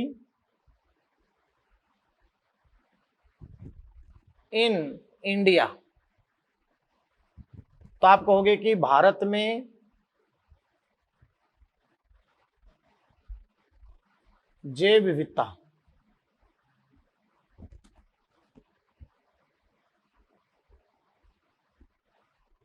biodiversity in India, Bharat में जैव विविधता। यस बेटा। तो सिंपल बात है, देखो पहले तो अपन बात करते हैं कि भारत 10 जैव भौगोलिक क्षेत्रों में विभक्त है।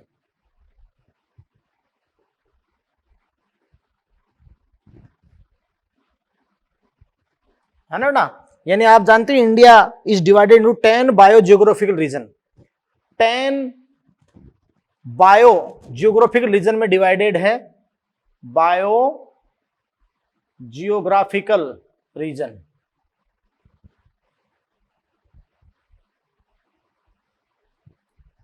क्योंकि देखो बेटा कि भारत में तरह तरह की जलवायु है। जैसे अपन बात दक्षिण की तरफ अपन देखें तो आर्द्र जलवायु है और उच्च तापमान है। उत्तर में अपन बात शुष्क जलवायु है।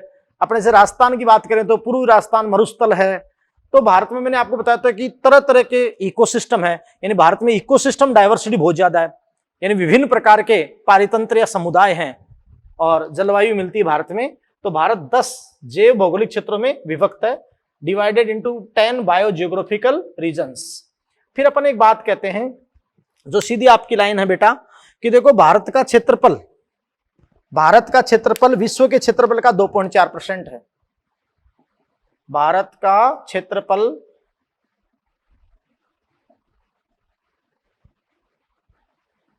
विश्व के क्षेत्रफल का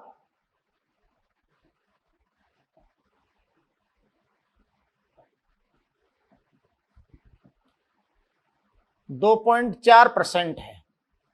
यानी बेटा पूरी लैंड, पूरे विश्व की जो लैंड है, तो भारत का जो एरिया है, भारत विश्व के कुल क्षेत्रफल का कितना है बेटा? 2.4%। लेकिन यहां पर विश्व के कुल जीवों की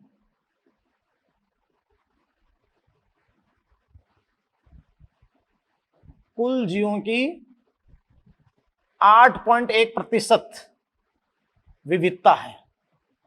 यानी जो टोटल बायोडायवर्सिटी, टोटल प्रकार की स्पीसीज है, तो भारत में 8.1% पूरी जैव विविधता का ये पूरी करता है। इन ऑल ओवर वर्ल्ड के 8.1% स्पीसीज डाइवर्सिटी, जातीय विविधता भारत में है। यस, तो फिर अपन एक बात कहेंगे कि इसलिए आप जानते हो कि तरह तरह की भारत में फिजिकल कंडीशन या स्पीसीज ग्रुपिंग है, तो भारत विश्व के 12 महाविविध देशों में से एक है।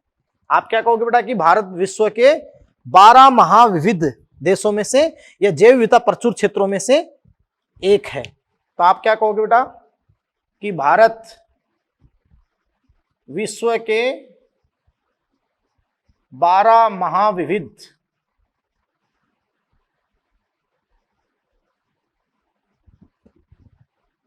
देशों, यानी मेगा डाइवर्स कंट्रीज, भारत विश्व के 12 महाविविध देशों में से एक है। यस बेटा, है ना? 12 में से एक आपका इंडिया है। यस बेटा। और फिर आप कहोगे भारत में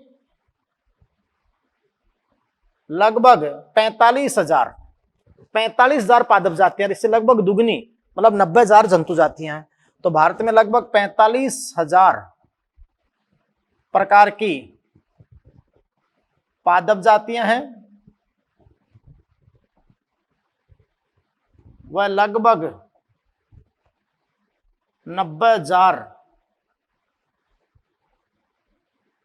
जंतु जातियां हैं, है ना?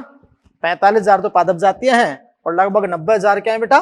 जंतु जातियां हैं भारत के अंदर, है ना? और रॉबर्ट में के आकलन के अनुसार, रॉबर्ट में के आकलन के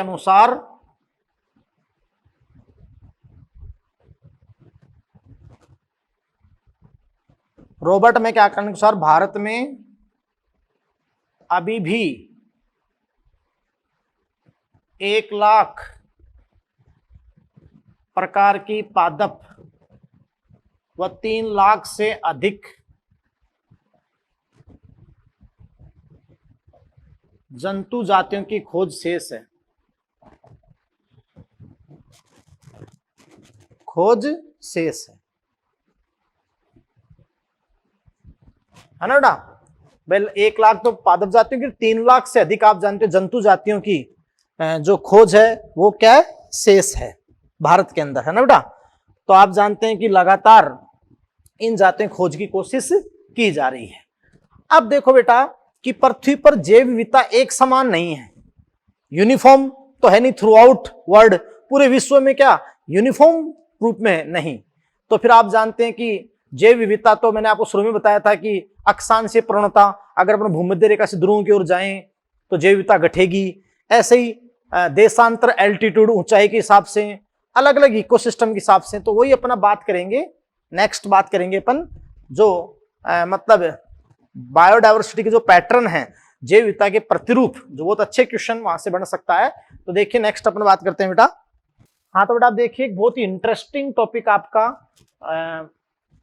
पैटर्न ऑफ बायोडायवर्सिटी, जैव विविधता के प्रतिरूप। अभी अपन ने पहले भी लाइनें बोली थी कि भाई थ्रू आउट वर्ल्ड, पूरे विश्व में, थ्रू आउट वर्ल्ड, पूरे विश्व में द डायवर्सिटी ऑफ प्लांट और एनिमल नॉट यूनिफॉर्म, है ना बेटा? पूरे विश्व में पादप और जंतु जातियों की विविधता यूनिफॉर्म, एक समान नहीं है। बल्कि ये क्या दर्शाती है, अनइवन डिस्ट्रीब्यूशन, असमान वितरण।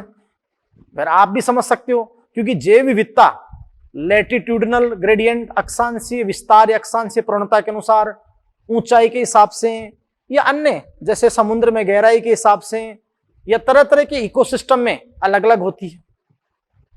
पृथ्वी पर एक समान विविधता तो पॉसिबल ही नहीं है। कुछ देशों की विविधता बहुत ज्यादा, कुछ की बहुत ही कम है। और अपने शुरू के अंदर आपको अक्षांशीय प्रवणता बता दिया था कि भूमध्य रेखा से ध्रुवों की ओर आप जाते हैं तो जैव विविधता क्रमिक रूप से घटती है, और अपने पूरे रीजन्स आपको बता दिए थे अलग अलग। यस बेटा, तो ध्यान दीजिएगा कि यहां अब पैटर्न ऑफ बायोडायवर्सिटी, तो देखिएगा कि पैटर्न ऑफ बायोडायवर्सिटी के अंदर अपन दो पैटर्न यहां पर अपन लेते हैं बेटा। सबसे पहले दो आपका है भाई कौन सा पैटर्न है, तो देखो यहां एक पैटर्न तो देखा अपन लेते हैं क्या बेटा, लैटिट्यूडिनल ग्रेडियंट, लैटिट्यूडिनल ग्रेडियंट।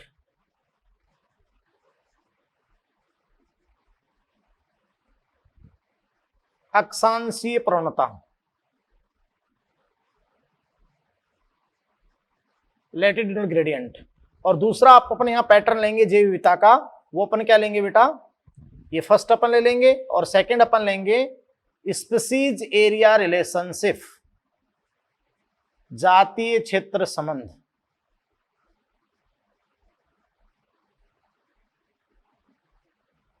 यानी आप कहोगे जातीय क्षेत्र संबंध।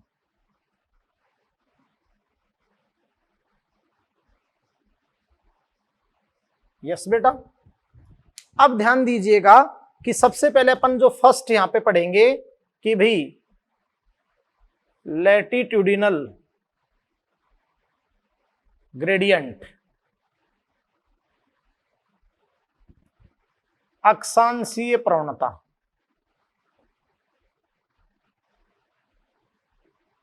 यस, अब देखिएगा बेटा कि जो मैं ये पैटर्न आपको पहले ही बता चुका हूं, वैसे फर्स्ट चैप्टर में मैं आपको इसका बहुत कुछ पार्ट आपको समझा चुका हूं।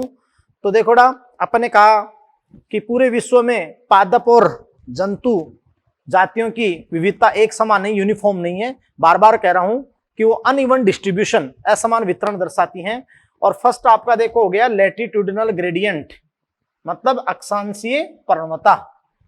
अब ध्यान देना कि जैसे अक्षांशीय प्रवणता में आपको बताता हूं बेटा मैं कि भाई देखो,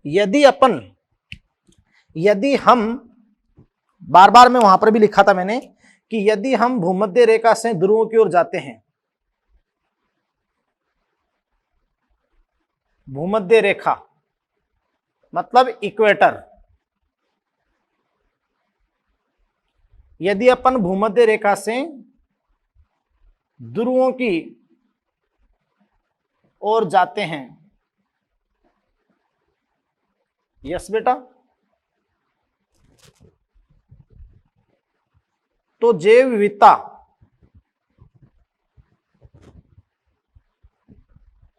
क्रमिक रूप से, ग्रेजुअली क्रमिक रूप से घटती है।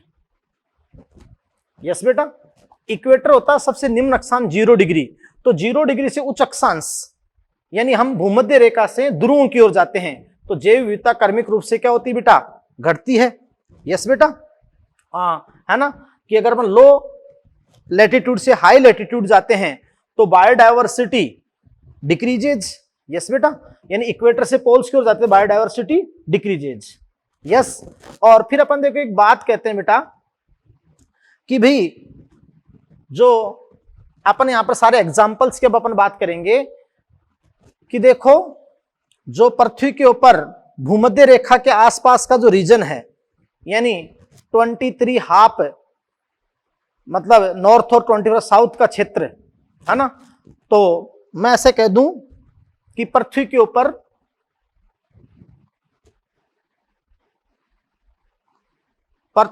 उष्ण कटिबंधीय क्षेत्र,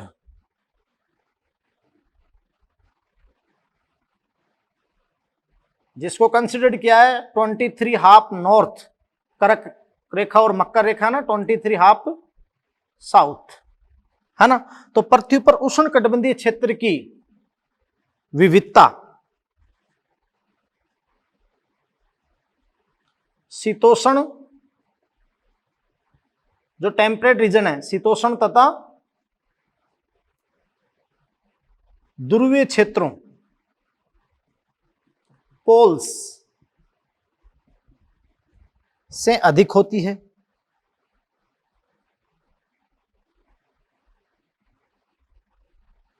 यस बेटा, चलो मैं यहां इस एग्जाम्पल को मतलब इसी लैटिट्यूडनल ग्रेडियंट को मैं एक डायग्राम के थ्रू, जो आपको शुरू में मैंने बनाया था उसके द्वारा वापस समझाता हूं बेटा। यहां देखना, इस पे से ये पहला एग्जाम्पल है लैटिट्यूडनल ग्रेडियंट, मतलब अक्षांशीय प्रवणता। तो इसका पहला एग्जाम्पल आपका है कि पृथ्वी पर उष्णकटिबंधीय क्षेत्र जो 23.5 डिग्री नॉर्थ से 23.5 साउथ में आते हैं, विविधता शीतोष्ण और ध्रुवीय क्षेत्रों से क्या होती है, अधिक होती है। और उसके बहुत सारे आपको मैं एग्जाम्पल बता दूंगा। तो पहले मैंने आपको देखो बेटा शुरू के अंदर ये प्रतिरूप बनाया था, अच्छे से याद हो, या जिस जो लिखता है भाई ढंग से अगर लिखेगा बच्चा तो अच्छा सीखेगा। तो वो अपन बात शुरू में देख भी सकता है, फिर मैं तो दोबारा बना रहा हूं यार, बहुत सारी इकोलॉजी लिंक है भाई, तो ध्यान दें।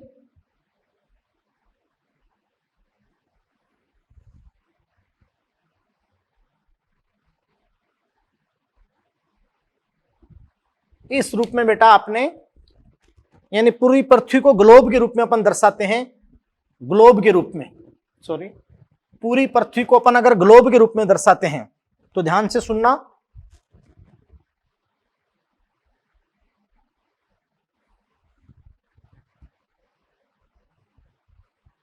ये बात हुई। तो देखिए बेटा कि आपने सबसे निम्नतम अक्षांश बताया था,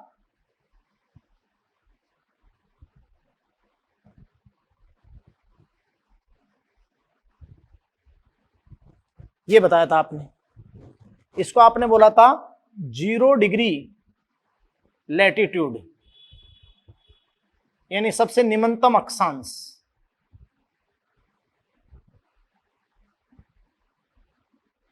और ये 0 डिग्री अक्षांश किसको शो करता है, इक्वेटर लाइन को, भूमध्य रेखा को, इक्वेटर, भूमध्य रेखा। फिर जनरली देखो बेटा आपके सामने, इस 0 डिग्री से अगर अपन 23.5 डिग्री उत्तर की ओर, अगर अपन ये नॉर्थन हेमिस्फीयर बताया था मैंने, उत्तरी गोलार्ध, तो यहां 23.5 नॉर्थ, जो कर्क रेखा की बात की थी मैंने, और यहां 23.5 साउथ। यस बेटा, तो ये जो पूरा रीजन है, ये आपका कौन सा रीजन है, ट्रॉपिकल रीजन। कौन सा रीजन बताया बेटा आपको ने, ट्रॉपिकल रीजन। ये जो रीजन है, ये पूरा रीजन आपका क्या होगा बेटा, ट्रॉपिकल रीजन, उष्ण कटिबंध क्षेत्र, उष्ण कटिबंध क्षेत्र। बात को समझ रहे हो। तो भाई ये पूरा आप जानते हैं कि ट्रॉपिकल रीजन है। फिर आप जानते हैं कि 66.5 डिग्री आपने बताया था नॉर्थ की ओर, और ये टेम्परेट रीजन की ऊपरी सीमा, टेम्परेट या शंकुधारी कोनिफर्स। यस बेटा, और फिर आप जानते हो, इधर आप जानते हो कि आर्कटिक, यानी नॉर्थ पोल, ये आप नॉर्थ पोल बताया था आर्कटिक, और ये साउथ पोल अंटार्कटिक, जो साउथ पोल की बात की थी आपने, दक्षिणी ध्रुव की बात की थी। यस बेटा, आपने कहा था कि इस भूमध्य रेखा से अगर अपन ध्रुवों की ओर जाएं, भूमध्य रेखा से ध्रुवों की ओर जाएं, तो आपने क्या क्या कहा था, अगर अपन इस भूमध्य रेखा से 0 डिग्री अक्षांश से या निम्न अक्षांश से उच्च अक्षांश की ओर जाएं, तो आपने क्या कहा था कि तापमान, टेम्परेचर लगातार घटेगा, टेम्परेचर कम होगा, रेनफॉल भी कम होगा, वर्षा भी कम होगी, तो बायोडायवर्सिटी क्या होगी, घटेगी। बायोडायवर्सिटी घटती है, जैव विविधता घटती है भूमध्य रेखा से ध्रुवों की ओर जाने पर, है ना। लेकिन अगर आप ध्रुव प्रदेश से अगर आप इसकी ओर आते हो, भूमध्य रेखा की ओर, आप ध्रुव से भूमध्य रेखा की ओर आते हो, तब आपने क्या कहा कि टेम्परेचर बढ़ेगा, रेनफॉल वर्षा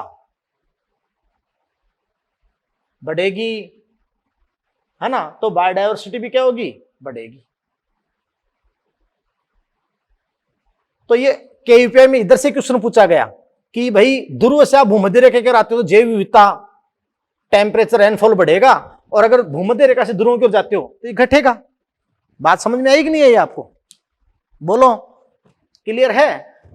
आप बेटा जानते हो कि सर्वाधिक जैव विविधता इस भूमध्य रेखा के आसपास होती है, उष्ण कटिबंध में। फिर आप जानते हो उससे थोड़ी कम शीतोष्ण में, टेम्परेट में, और फिर शंकुधारी में, और फिर आपके ध्रुव प्रदेशों पे तो बहुत न के बराबर होती है। ध्रुव प्रदेशों पे तो चाहे आप इधर से इधर चले जाएं नॉर्थ पोल की ओर, चाहे साउथ पोल की ओर चले जाएं, वो सेम मिलेगा आपको। सारे पैटर्न मैंने शुरू में ही बता दिए थे। हॉरिजॉन्टल, बोलो हाँ है ना, ये बता दिए थे बेटा। और अब आप जानते हो कि भाई अगर आप ध्रुव प्रदेश से भूमध्य रेखा की ओर आते हो तो टेम्परेचर, रेनफॉल और बायोडायवर्सिटी बढ़ेगी। तो देखो सर्वाधिक विविधता यहां उष्ण कटिबंध क्षेत्र में है ना, और मध्यम है, शीतोष्ण में मध्यम है। सर्वाधिक कम कहां है? पोल्स पे। सर्वाधिक कम कहां है? पोल्स पे। यस, क्लियर है बेटा? अब देखो अपन इस बात को यहां अपन एग्जाम्पल लेकर, और चाहे इस लाइन को ऐसे बोल दो, भूमध्य रेखा से ध्रुव की ओर बोल दो, और चाहे निम्न अक्षांश से उच्च अक्षांश की ओर बोल दो, लो लैटिट्यूड से हाई लैटिट्यूड। यस, अपन क्या पढ़ रहे हैं? Latitudinal gradient. अब इस लैटिट्यूडिनल ग्रेडियंट का मैं आपको फर्स्ट एग्जांपल लेता हूं। फर्स्ट एग्जांपल लेता हूं बेटा एक पक्षियों का एग्जांपल लेकर। देखो मैंने आपसे कहा कि ये ट्रॉपिकल रीजन है, उष्ण कटिबंध क्षेत्र। अच्छा, उष्ण कटिबंध क्षेत्र मैं यहां लिख दूं कि जो ट्रॉपिकल रीजन है वो किस किस के बीच में आएगा? तो भूमध्य रेखा के आसपास होगा, 23.5 डिग्री नॉर्थ से 23.5 डिग्री साउथ। ये यहां से लेकर यहां तक उष्ण कटिबंध क्षेत्र। ये सही भूमध्य रेखा से उत्तर ध्रुव की ओर जाओ और चाहे भूमध्य रेखा से दक्षिण ध्रुव की ओर जाओ। यस बेटा। अब देखिएगा कि एक देश है, यहां अपन एक देश की बात करते हैं, कोलंबिया, जो बिल्कुल इक्वेटर के पास है ना। कोलंबिया, कोलंबिया देश है। तो समझना कि कोलंबिया जो देश है, कोलंबिया, वो बिल्कुल नियर द इक्वेटर, भूमध्य रेखा के बिल्कुल पास है। तो वहां पक्षियों की जातियों का उदाहरण लिया गया है। यहां लगभग 1400 प्रकार की पक्षी जाति हैं। कितनी बेटा? 1400। तो यहां देखिएगा कि 1400 प्रकार की पक्षी जाति हैं। कहां? कोलंबिया में। तो एग्जाम्पल स्पष्ट हो गए, है ना बेटा? तो कोलंबिया एकदम इक्वेटर के पास है, तो वहां 1400 प्रकार की क्या है? पक्षी जाति हैं। यस। फिर देखो कि जो इंडिया है, इंडिया भी ज्यादातर किस में आता है? ट्रॉपिकल में ही आता है ना। ट्रॉपिकल में थोड़ा बहुत भाग सब ट्रॉपिकल में, उपोष्ण भाग है ना। तो इंडिया भी आप जानते हो कि भी ज्यादातर किस में आता है? ट्रॉपिकल में, और थोड़ा सब ट्रॉपिकल में। यस, भारत। तो वहां आप जानते हैं कि कंट्री का नाम क्या हो गया? इंडिया। और इंडिया के अंदर 1200 प्रकार की पक्षी जाति है। 1200 प्रकार की पक्षी जाति है। यस, ये लो दूसरा एग्जांपल हो गया। अब देखिए वहां पर 41 डिग्री नॉर्थ पे, यहां 41 डिग्री नॉर्थ। यस, मतलब इसे बढ़कर यहां आप कहें कि 41 डिग्री नॉर्थ। यहां एक कंट्री है न्यूयॉर्क, न्यूयॉर्क है, सही। तो जो आपका न्यूयॉर्क कंट्री है 41 डिग्री नॉर्थ पे, है ना, वहां पर केवल 105 पक्षी जाती है, 105 प्रकार की पक्षी जाती हैं, 105, सही है ना। तो अपन कहेंगे कि कंट्री का नाम क्या हो गया? न्यूयॉर्क। और न्यूयॉर्क जो है कितनी? 41 डिग्री नॉर्थ, ऊपर की ओर है, नॉर्थ की ओर, है ना। तो 41 डिग्री नॉर्थ पे है। कितनी पक्षी जाती हैं? 105 पक्षी जाती। यस। अब आप जानते हो कि उत्तरी ध्रुव पर, उत्तरी ध्रुव के पास एक देश है ग्रीनलैंड है। तो ग्रीनलैंड उत्तरी ध्रुव के पास है, यहां ये 6.5 से ऊपर, यहां आपका ग्रीनलैंड है। तो देखिएगा कि जो ग्रीनलैंड देश है, ग्रीनलैंड 71 डिग्री नॉर्थ पे है ना। मैं से कहूं कि 71 डिग्री नॉर्थ पे आपका है ग्रीनलैंड है। तो ग्रीनलैंड देश 71 डिग्री नॉर्थ पे है। अब आप जानते हैं कि ग्रीनलैंड के अंदर मात्र 56 पक्षी जाति है। ग्रीनलैंड में मात्र कितनी है? 56 पक्षी जाति। अब बताओ, आप भूमध्य रेखा से ध्रुव की तरफ जा रहे हो, यह भूमध्य रेखा बिल्कुल पास कोलंबिया, फिर इंडिया जैसे न्यूयॉर्क है, ग्रीनलैंड है, तो पक्षी जातियां देखो 1400, फिर 1200, फिर 105, फिर 56। तो बताओ ये बात सही हो रही है ना कि भूमध्य रेखा से ध्रुव की ओर जाते हो तो टेम्परेचर, रेनफॉल और बायोडायवर्सिटी। अब यहां पक्षी का एग्जांपल, तो पक्षी के प्रकारों की, पक्षी जातियों की, पक्षी की संख्या नहीं है, पक्षी की जातियों के प्रकार हैं। तो पक्षियों की जातियों के प्रकार, इन पक्षियों की विविधता घट रही है ना, बात को समझे। और अगर आप ध्रुव से वापस इधर हो भूमध्य रेखा की ओर, उच्च अक्षांश से निम्न अक्षांश की ओर, तो ये बढ़ रही है, बात को समझे। तो पहला एग्जाम्पल आपका क्लियर हो गया, कौन सा? पक्षी वाला, बात को समझे। अब देखो बेटा, इस लैटिट्यूडनल ग्रेडियंट अक्षांशीय प्रवणता का ही अपन नेक्स्ट एग्जाम्पल आपके सामने लेते हैं। तो वो नेक्स्ट एग्जाम्पल क्या है बेटा? नेक्स्ट एग्जाम्पल मैं आपके सामने लेता हूं। तो नेक्स्ट एग्जाम्पल क्या है? देखना, एग्जाम्पल सेकंड। यस, तो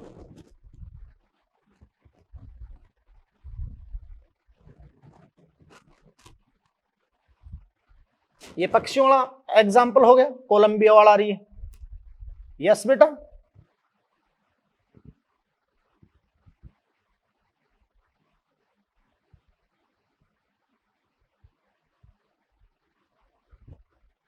अब ध्यान दीजिएगा आप, एग्जाम्पल सेकंड वहां इंसर्ट ने क्या दे रखा है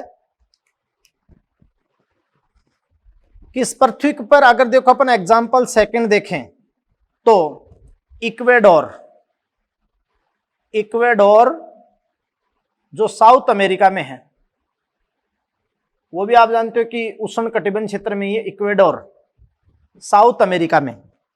तो इक्वेडोर है ना बेटा, उष्ण कटिबंधीय वन है साउथ अमेरिका में। इक्वेडोर साउथ अमेरिका में उष्ण कटिबंधीय वन।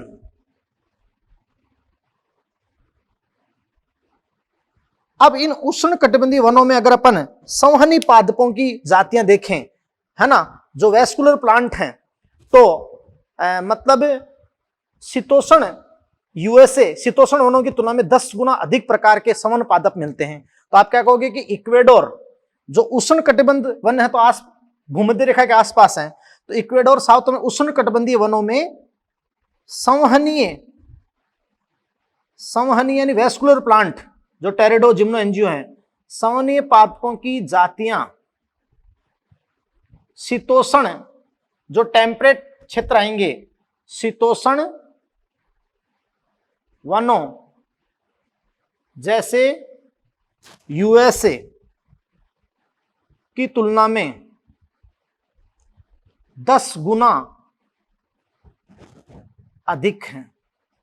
यानी बेटा जो संवहनीय पादपों की जातियां हैं वो इक्वेडोर में आप जानते हैं कि मतलब शीतोष्ण वनों की तुलना में, यूएसए के शीतोष्ण वनों की तुलना में इक्वेडोर में 10 गुना अधिक प्रकार के संवहन पादप वहां पर मिलते हैं। तो एग्जाम्पल सेकंड हो गया। यस बेटा, अब देखिएगा अपन एग्जाम्पल जो थर्ड लेंगे यहां पर, जो बहुत इंपॉर्टेंट है, और वो एग्जाम्पल थर्ड इतना इंपॉर्टेंट है कि इसी साल नीट 2020 में उससे आपका क्वेश्चन है। तो देखिएगा वो क्या है, एग्जाम्पल थर्ड।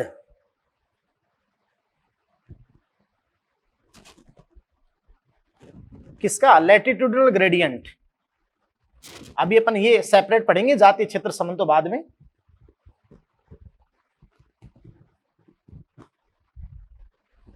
सारी बात समझा देता हूं बेटा, तो ध्यान दीजिएगा कि आप जानते हैं बेटा कि भाई अब आपका जो एग्जाम्पल थर्ड है, यहां से इसी साल नीट 2020 का क्वेश्चन बार बार बोल रहा हूं, तो देखिएगा ये क्या है कि जो Amazon rain forest south America में, देखो आपने क्या कहा था, पहले तो एक दिमाग, कई लोग ये जो 10 क्षेत्र लिखा देते हैं कि मेडागास्कर सबसे ज्यादा विविधता ब्राजील में, फिर मेडागास्कर में, और अभी इसी साल क्वेश्चन पूछा कि बताओ मेडागास्कर भी 10 एरिया में आता है, तो बताओ सबसे ज्यादा विविधता कहां है विश्व की? तो उन्होंने वो टिक कर दिया।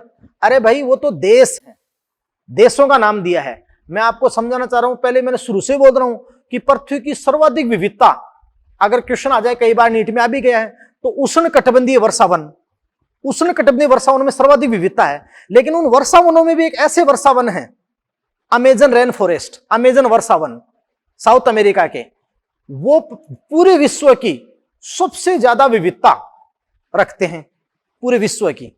यस बेटा, यही क्वेश्चन आपका आया है ना, सीधा क्वेश्चन आपका था बेटा, है ना। वो क्वेश्चन क्या था भाई, tropical Amazon rain forest south America greatest biodiversity of earth, पूरे विश्व की, पूरी पृथ्वी की सबसे ज्यादा विविधता रखते हैं, है ना बेटा। तो सीधा अपन तो ये लिखाते हैं कि देखो example third, Amazon, Amazon rain forest, ये वर्षावनों का एक टाइप है, अमेजन वर्षावन, अमेजन वर्षावन। ये अमेजन वर्षावन साउथ अमेरिका में है। तो पूरी पृथ्वी की मान लो, और चाहे पूरे विश्व की अपन बात कह दें, तो आप क्या कहोगे कि बेटा अमेजन वर्षावन कि ये उष्ण कटिबंधीय वर्षावन, या ऐसे कहोगे कि इन उष्ण कटिबंधीय वर्षावनों में, वर्षावनों में विश्व की, पूरे विश्व की सर्वाधिक जैव विविधता पाई जाती है।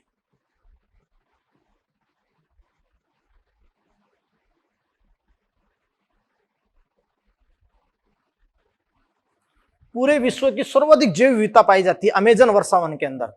यस बेटा, और यही क्वेश्चन था आपका नीट 2020।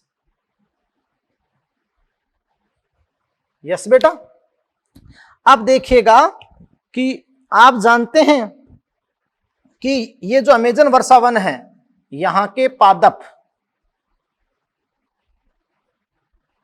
प्रकाश संश्लेषण द्वारा,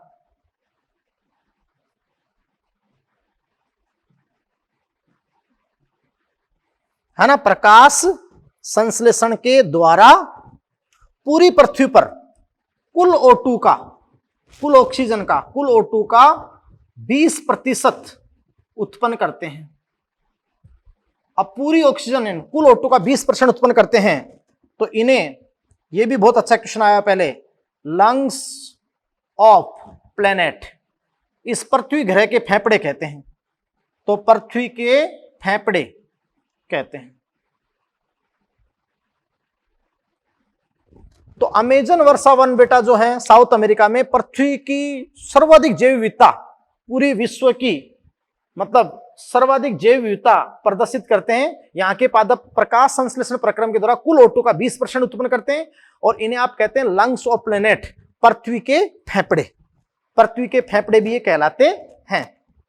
यस बेटा, और आप जानते हैं यहां पर मतलब 40,000 तो पादप जातियां हैं इन अमेजन वर्षावनों में। फिर मैं ये कहूंगा अमेजन वर्षावन में 40,000 प्लांट स्पीसीज, पादप जातियां हैं, 1300 प्रकार के पक्षी हैं, बर्ड स्पीसीज हैं। अभी मत कह देना सर वहां कोलंबिया में 1400 थे, यहां 1300 तो फिर गए। अरे ओवरऑल सारे प्रकार के पादप जंतु ऐसे, तो ये पूरी पृथ्वी सर्वाधिक है ना। तो आप जानते हो यहां 1300 बर्ड स्पीसीज हैं, 3000 फिशेज हैं, 3000 मछलियां हैं। ये आपको एनसीईआरटी में डेटा दे रखा है, 3000 ये स्पीसीज आपकी हैं। क्लियर। और फिर यहां पर आप जानते हो कि भाई 427 मैमल, 427 एम्फीबियन, है ना। यहां अमेजन वर्षावनों में 427 एम्फीबियन, उभयचर एम्फीबियंस हैं, 427 मैमल्स हैं। यस बेटा, और 378 आपके हैं बेटा जो रेप्टाइल्स हैं, 378। यस, और 378 रेप्टाइल्स और देख लेना, और 1.25 लाख, 1,25,000 कीटों की जातियां, और लगभग आप जानते हैं कि आप जानते हैं कि जो अमेजन वर्षा वन है वहां पर आप जानते हैं बेटा कि 1,25,000 से ज्यादा कीटों की है और at least 2 million insect species, 2 million यानी 20 लाख प्रकार के कीट की खोज अभी शेष है। तो ये डेटा नोट कर लेना, 1.25 लाख इंसेक्ट और लगभग आप जानते हो 2 मिलियन प्रकार के, मिलियन है बेटा हिंदी में गलत रहेगा, इंग्लिश में 2 मिलियन प्रकार के इंसेक्ट की खोज वहां शेष है। कहां? ट्रॉपिकल रेन फॉरेस्ट में। तो ये सारे एग्जाम्पल इससे रिलेटेड हो गए। अब बेटा अपना क्वेश्चन उठता है कि भाई इन ट्रॉफिक्स में, ये क्वेश्चन आता है बहुत अच्छा, कि ये जो उष्ण कटिबंध क्षेत्र हैं ट्रॉफिक्स, ये अधिक विविधता रखते हैं। उष्ण कटिबंध क्षेत्रों में जैव विविधता ज्यादा पाई जाती है शीतोष्ण की तुलना में। इसका क्या कारण है जी, बताओ? ये सारे एग्जाम्पल तो आपने दे दिए और इन सारे एग्जाम्पल में एक ही बात सामने आती है कि उष्ण कटिबंधीय क्षेत्रों की जैव विविधता शीतोष्ण और ध्रुवों से ज्यादा है, और स्पेशली शीतोष्ण क्षेत्रों से भी उष्ण कटिबंध क्षेत्रों की विविधता ज्यादा क्यों है? यह आपको दे रखा है एनसीईआरटी ने। पीछे क्वेश्चन भी सब्जेक्टिव क्वेश्चन है कि उष्ण कटिबंधीय क्षेत्रों की जैव विविधता शीतोष्ण क्षेत्रों की तुलना में अधिक क्यों है, होने के कारण क्या है? तो देखो बेटा मैं आपको बताऊं, उष्ण कटिबंधीय क्षेत्रों की जैव विविधता शीतोष्ण की तुलना में अधिक है।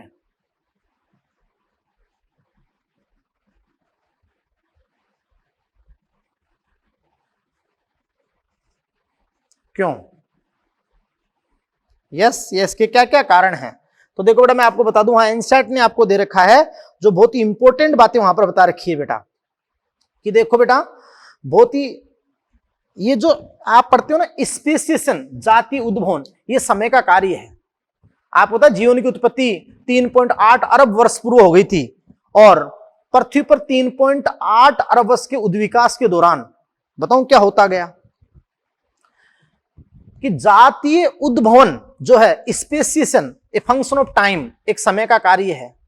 तो पृथ्वी पर मैं आपको बता दूं बेटा कि 3.8 अरब वर्ष का जो उद्विकास इतिहास था, उस उद्विकास इतिहास के दौरान ये जो शीतोष्ण थे, शीतोष्ण एरिया यहां पर, उनके पास ध्रुव प्रदेश थे, तो वहां से ग्लेशिएशन, ग्लेशियर, हिमनदन, बर्फ के बड़े बड़े पिंड आ गए।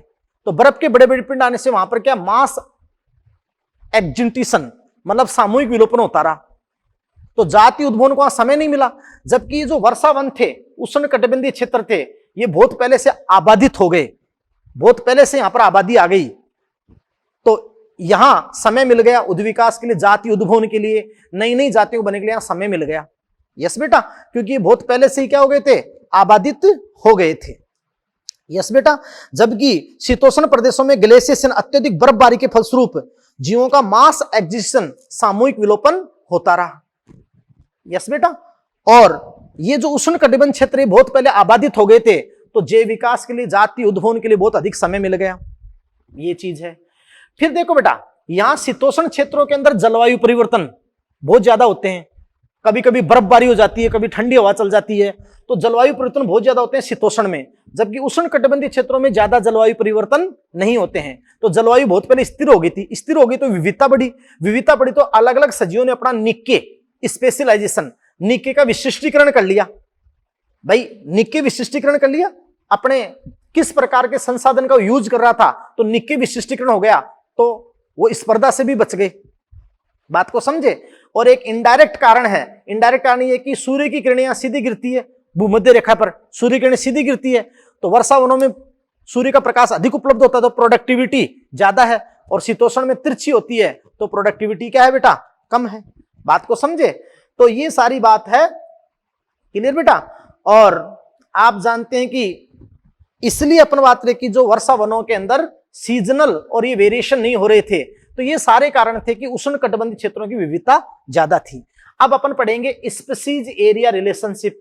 तो नेक्स्ट चैप्टर में बहुत अच्छा टॉपिक है जातीय क्षेत्र संबंध। फिर जातीय क्षेत्र संबंध पढ़ते अपन पढ़ेंगे बेटा कि अपन को जैव विविधता का संरक्षण क्यों करना चाहिए, क्योंकि आप बात करो नई नई जातियां खोजने की बात कर रहे हो, अभी ये नई जातियां खोजेंगे, उससे पहले बहुत सारे तो विलुप्त हो जाएंगी।